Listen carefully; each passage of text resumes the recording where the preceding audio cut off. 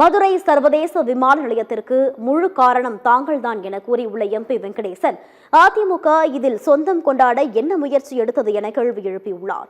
மதுரை கீழவாசலில் உள்ள பள்ளியில் குடிநீர் திட்டப்பணியை எம்பி வெங்கடேசன் திறந்து வைத்தார். பின்னர் செய்தியாளர்களை சந்தித்த அவர், இந்தியாவில் ஒரு நாளைக்கு 30 லட்சம் டன் எரிபொருள் தேவை, ஆனால் தற்போது 1.5 நாளுக்கு தேவையான எரிபொருள் தான் கையிருப்பில் இருப்பது என கூறினார்.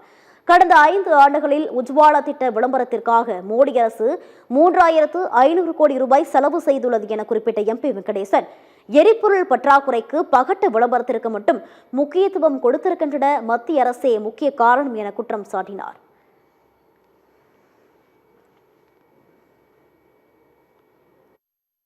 தென் மாவட்டத்து எம்பிக்கள் எல்லோரும் சேர்ந்து விமான போக்குவரத்து துறை அமைச்சரிடம் நேரம் வாதிட்டோம்.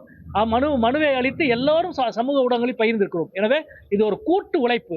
இந்த கூட்டு உழைப்பில் எங்களது தோழமை கட்சிகள் இவ்வளவு பெரிய முயற்சியை செய்திருக்கிறார்கள். அதிமுக எதுவுமே செய்யவில்லை என்று நான் சொல்லவில்லை. செய்திருந்தால் சொல்லுங்கள் என்று சொல்கிறோம். அவ்வளவுதான்.